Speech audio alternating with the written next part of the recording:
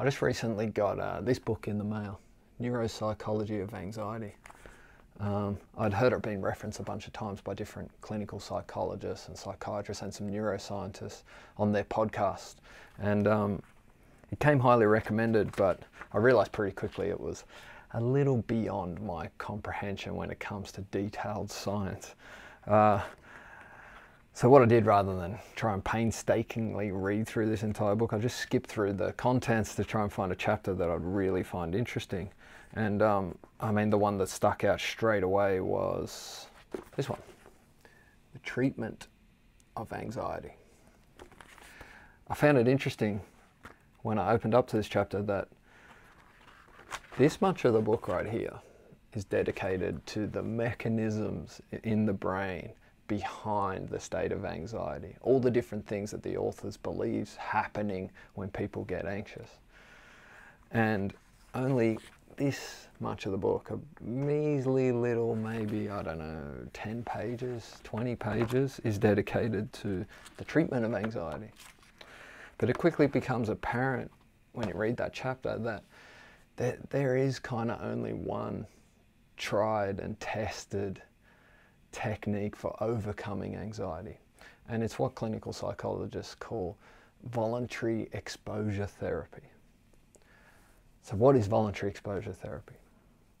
Well, I'm actually going through voluntary exposure therapy right as we speak. See, voluntary exposure therapy is about taking yourself into the situations that scare you or give you anxiety and exposing yourself to those environments so that you can, one, pick up the skills, and two, the knowledge of those environments in order to condition yourself to not be so afraid of that environment. So for me, highly introverted individual, speaking to a camera and recording footage that I know is going to go out and be seen by possibly a whole lot of people is really nerve-wracking. So the exposure therapy for me is to do this over and over and over again, to build the skill set to be able to talk to a camera and not feel anxious. So right now at play is a constant battle inside of me. I can feel the nerves welling up inside of me when I'm sitting here in front of this camera talking to you.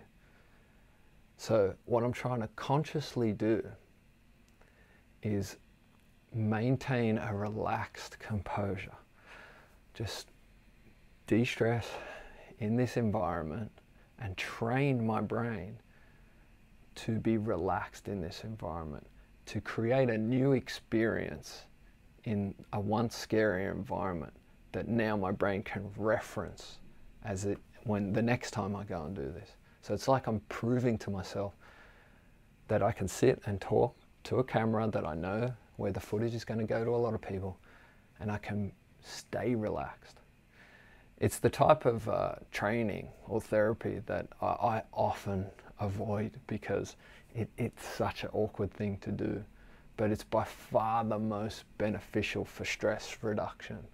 Because if I don't do this over and over again and recondition my brain so that I can relax in these moments, then for the next decade, when I'm doing public speaking as my career, I'm going to be overly stressed every time I talk to people or every time I speak in front of a camera or in front of an audience. And that stress is going to wear me down over the course of my career to the point where I may get sick from that stress. So for me, it's dive straight in, do it over and over and over and over again, pick up some skills, pick up the experience so that this environment eventually will become way less anxiety provoking. We do this in professional big wave surfing too. So the scary thing about professional big wave surfing is when a huge wave holds you down underwater and basically tries to drown you. So the only way you can expose yourself to that situation so that you don't panic when it happens is to recreate it. So we go to a deep water pool, usually below the Olympic diving board, so a 5-meter deep pool, and I'll bring along a free diver, someone who can hold their breath a whole lot longer than I can.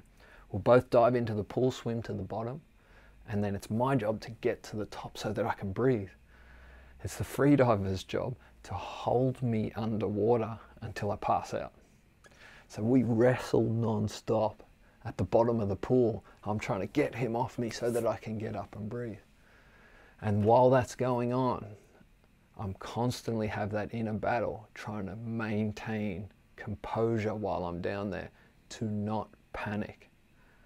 And then if I do that over and over and over again, then when I go out into the big waves and a big wave holds me down, I have a certain amount of ability to maintain composure in that terrifying environment just because of the experience I've built up in reconditioning the way my brain reacts to being held underwater. So that's basically voluntary exposure therapy.